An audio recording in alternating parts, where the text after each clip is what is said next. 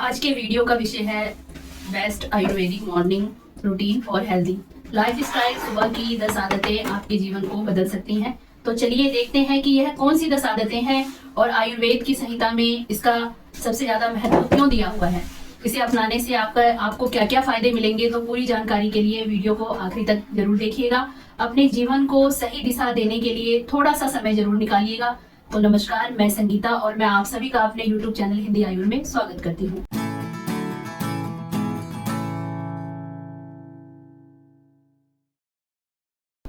वाग्भट ऋषि ने अष्टांग हृदय इस ग्रंथ के दिनचर्या अध्याय में हमारा मॉर्निंग रूटीन कैसा होना चाहिए यह बहुत ही डिटेल से बताया हुआ है।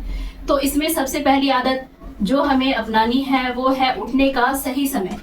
वाग्भट ऋषि कहते हैं अगर हमें स्वस्थ रहना है, निरोगी रहना है, तो इसके लिए या हमारी आयु की रक्षा के लिए, यानी जो हमारा जीवन है उसकी रक्षा के लिए हमें सुबह ब्रह्म मुहूर्त में उठना है। अब आयु भी कैसी, तो इसमें सुखायु हितायु उन्होंने बताया है, यानी ऐसी जिंदगी या ऐसा हमारा जीवन जो हमें सुख देने वाला हो, जो हमारे लिए हितकारी हो, यानी जो हमारे लिए अच्छा हो। तो ऐसे जीवन की प्राप्ति के लिए हमें ब्रह्म मुहूर्त में उठना है।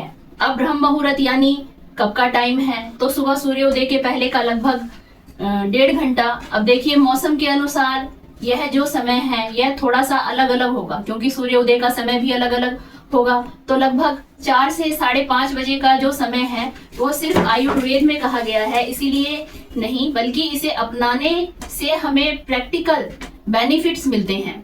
इसलिए हमें सुबह का जो समय है इस समय पर उठना है। अब देखिए जो सुबह का समय है वह सत्व गुण प्रधान है, यानी इस समय में हमारा मन शांत स्थिर एकाग्र रहता है। तो यह समय व्यायाम के लिए, ध्यान मेडिटेशन करने के लिए बहुत ही अच्छा समय है। और अगर हमारी सुबह की शुरुआत अच्छी हुई तो हमारा पूरा दिन भी बहुत ही अच्छे से जाता है। स्पेशली जिन लोगों को पढ़ाई करनी है उनके लिए तो यह समय बहुत ही अच्छा रहता है। और आजकल काफी लोगों का यह कंप्लेंट रहती है कि हमें टाइम नहीं मिलता। तो अगर हमें सही तरह से टाइम मैनेजमेंट करना है तो सुबह का जल्दी उठना हमारे लिए बहुत ही आवश्यक और बहुत ही जरूरी है। वाग्भट ऋषि ने कहते हैं यानी उठने के बाद जो सबसे पहला काम करना है वह है शौच विधि, यानी मल मूत्र का विसर्जन। अगर आप सुबह ब्रह्म मुहूर्त में उठते हैं तो पेट अच्छे से साफ होने के लिए, बॉडी नेचुरली डिटॉक्स होने के लिए मदद मिलती है आपको। रात को 2 बजे से लेकर सुबह 6 बजे तक का जो समय है वो वात का समय है। और वात के जो 5 प्रकार है उसमें से जो अपान वायु है वह मल मूत्र को शरीर से बाहर हर सुख पूर्वक निकालने के लिए आपको मदद करती है। लेकिन जो 6 बजे के बाद का समय है, यानी 6 से लेके 10 तक का जो समय है वह कफ का समय है। तो कफ के समय में पेट इतना अच्छे से आपका साफ नहीं होगा, और अगर यह मल मूत्र अंदर जमा रह गया तो यह शरीर में काफी सारी बीमारियों को तैयार करेगा। जैसे ही फिर कॉन्स्टिपेशन है या IBS की तकलीफ है, तो इस तरह की काफी सारी डिसीपेसेस के कारण दिखाई दे सकती हैं। तो इस तरह से सुबह जल्दी उठने से पेट साफ होने के लिए भी बहुत अच्छे से आपको मदद मिलेगी। शौच विधि के बाद दांत साफ करना, और दांत साफ करने के लिए जो दंतवन या दातुन आपने इस्तेमाल करना है उसके लिए अर्क, बरगद, खैर, करंज, अर्जुन, नीम इसके जैसे वृक्षों की छोटी सी टहनी का आप दातुन के रूप में इस्तेमाल कर सकते हैं। तो इस दातुन को दांतों से अच्छी तरह से चबा के उसका शुरुआत का पार्ट बहुत सॉफ्ट करके फिर उसे अपने दांत साफ करने से, दातुन की जगह पर आप दंतमंजन का इस्तेमाल भी कर सकते हैं। सिर्फ यह तो जो दंतमंजन है इसका स्वाद कसेला, हल्का कड़वा या तीखा सा स्वाद, उसका स्वाद कभी भी मीठा ना हो, उसे झाग, इस तरह से थोड़ी सी सावधानी आपने लेनी है। ये बताया जाता है कि सुबह बिना मुंह धोए मुंह की लार अंदर जाने के लिए पानी पीना चाहिए। तो इस तरह का भी रेफरेंस आयुर्वेद संहिता में हमें नहीं मिलता, ना तो वाग्भट ऋषि ने इस तरह की कोई उनकी दिनचर्या अध्याय में हमें बताया हुआ है। यहाँ तक कि उषा पान यानी सुबह बिना प्यास के सुबह जो पानी पिया जाता है, भले ही वो पेट साफ करने के लिए ही क्यों ना हो, तो इस तरह का कोई भी रेफरेंस हमें वाग्भट ऋषि ने दिनचर्या अध्याय में नहीं दिया हुआ। दांत साफ करने के बाद टंग क्लीनिंग करना है, जिसे आयुर्वेद में जीहा निर्लेप कहा गया है, यानी जीभ को साफ करना है। तो इसके लिए जो मेटल की टंग क्लीनर, यानी जैसे चांदी की या तांबे की, यहाँ तक कि स्टील की जो टंग क्लीनर है वह भी आप यूज कर सकते हैं। आजकल काफी लोगों को उनका डाइजेशन ठीक ना होने के कारण जीभ पर एक सफेद रंग की एक लेयर बनी हुई रहती है। उनको खाने का कोई टेस्ट भी नहीं आता, भूख भी अच्छे से नहीं लगती। तो इनके जैसे लक्षणों को कम करने के लिए भी जीभ का साफ करना बहुत ही मदद करती है। तो इसके लिए भी आपने रेगुलरली करना है। वाग्भट ऋषि ने दंत धावन यानी मुख शुद्धि के बाद आंखों में अंजन लगाने के लिए कहा है। अब देखिए, हमारे जो 5 ज्ञानेंद्रियां हैं उनमें से चक्षु इंद्री सबसे ज्यादा इंपॉर्टेंट है। जो चक्षु इंद्री है इसलिए अग्नि गुण प्रधान है, यानी तेज तत्व प्रधान है, यह इंद्रियां हैं। और आजकल जैसे हमारी लाइफ स्टाइल है, स्क्रीन टाइम ज्यादा बढ़ा हुआ है, आंखों की बीमारियां भी है जो वो काफी बढ़ गई है, आंखों में ड्राइनेस दिखाई दे रहा है। इसके लिए आंखों में अंजन यानी काजल लगाना बहुत ही जरूरी है। काजल आप घर पे भी बना सकते हैं। आंखों में काजल लगाने के बाद नस्य विधि उन्होंने बताया है। तो यह प्रीतम से नस्य और यानी नाक में घी या तेल की 2-2 बूंदे डालना है। अगर आपको पित्त प्रकृति है तो आप गाय का भी घी या नारियल का तेल, उसको हल्का सा गुनगुना करके दोनों नाक की छिद्रों में 2-2 ड्रॉप्स आप डालनी है। अब देखिए कि ये जो घी है या नारियल का तेल है ये ठंडे तासीर का है, तो जिनकी पित्त प्रकृति है या जिनको शरीर में गर्मी है उनके लिए ये ज्यादा सुटेबल है। लेकिन जिनको कफ वाली बीमारियां ज्यादा है, जिनको ठंडी चीजें सूट नहीं करती हैं, तो नाक में तिल का तेल या सरसों का तेल भी वह डाल सकते हैं। जो नस्य चिकित्सा है ये उदर्भ जतुगत विकारों में यानी गले के ऊपर की सभी बीमारियों में बहुत अच्छा है। हमारे जो सेंसरी ऑर्गन्स हैं उनके फंक्शंस को इम्प्रूव करने के लिए यह काफी मदद करता है। अच्छी नींद लाने के लिए, हमारा जो कंसंट्रेशन है, फोकस है, इसको इम्प्रूव करने के लिए नस्य हमें मदद करता है। नस्य के बाद ऑयल पुलिंग करना है, जिसे आयुर्वेद में कंवल या गंडूस कहा गया है। इसके लिए आप तिल का तेल, नारियल का तेल हल्का सा गुनगुना करके यूज अपने आप करना है।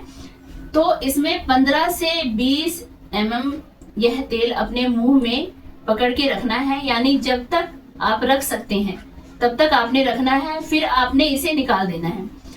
हल्के गुनगुने पानी से आप गरगरा भी कर सकते हैं।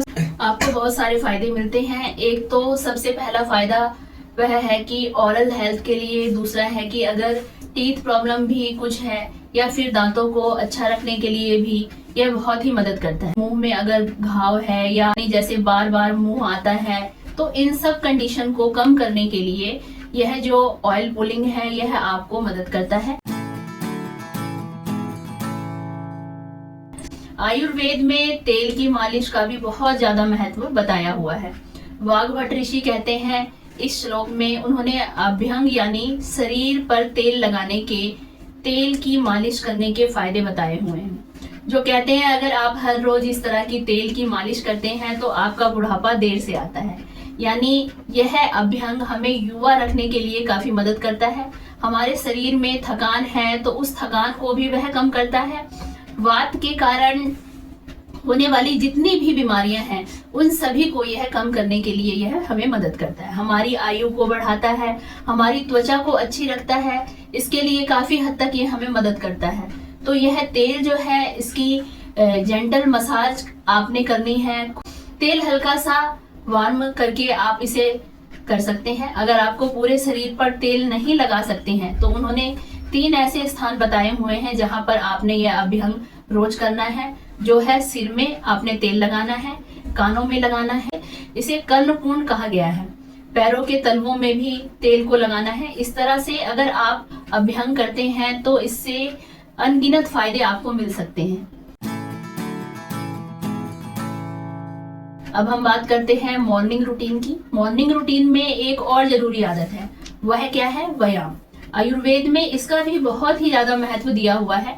व्यायाम करने से जो हमारा जठर अग्नि है, यानी जो हमारा पाचन कराने वाला अग्नि है, वह भी प्रज्वलित होता है। काम करने की शक्ति भी बढ़ती है। जिनके भी शरीर में मेद धातु ज्यादा है, मोटापा बहुत ज्यादा है, तो वह कम होने करने के लिए, शरीर में हल्कापन लाने के लिए यह आपको काफी मदद करता है। आयुर्वेद में अर्ध शक्ति व्यायाम बताया है, यानी वहां तक आपने व्यायाम करना है जब आपको मुंह उसे सांस लेना पड़ रहा है या माथे पे हल्का सा पसीना आ रहा है, उस समय तक आप व्यायाम कर सकते हैं। सीजन के अनुसार भी जो हेमंत ऋतु है और शिशिर ऋतु है, यानी ठंड का जो भी मौसम है, उस समय में हमारा शारीरिक बल अच्छा रहता है, तो इस समय पे आप अच्छे से व्यायाम को कर सकते हैं। और जो वसंत ऋतु है, वसंत ऋतु में भी कफ के प्रकोप का समय है, हमारा अग्निमन रहता है, तो इस अग्नि को बढ़ाने के लिए व्यायाम इस समय पे बहुत ही मदद करता है।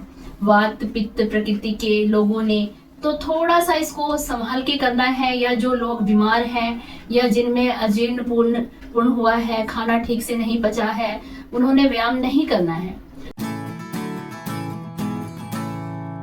व्यायाम करने के बाद उपटन करना है। इसे आयुर्वेद में उद्वंदना कहा गया है।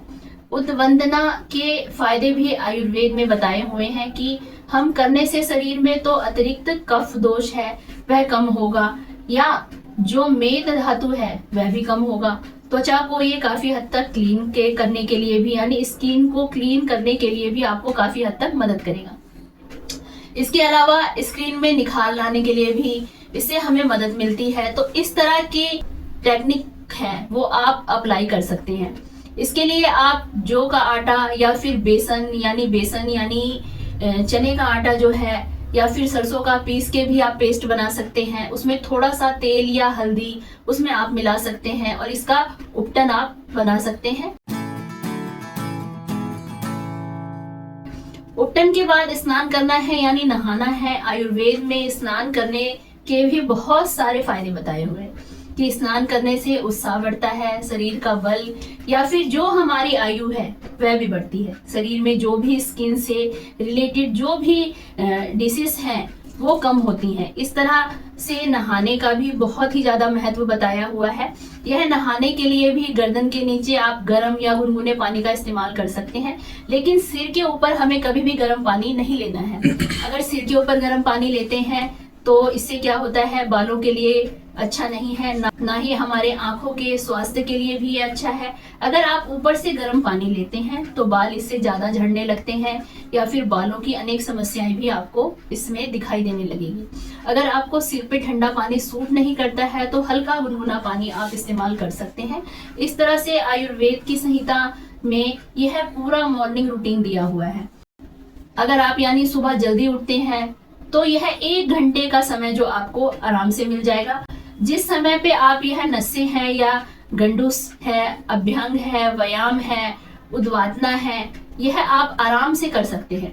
खुद को बीमारियों से दूर रखने के लिए सबसे आसान तरीका है उम्मीद। इस वीडियो में हमने जो भी बातें आपको बताई है वह आपको मदद जो है जरूर करेंगी।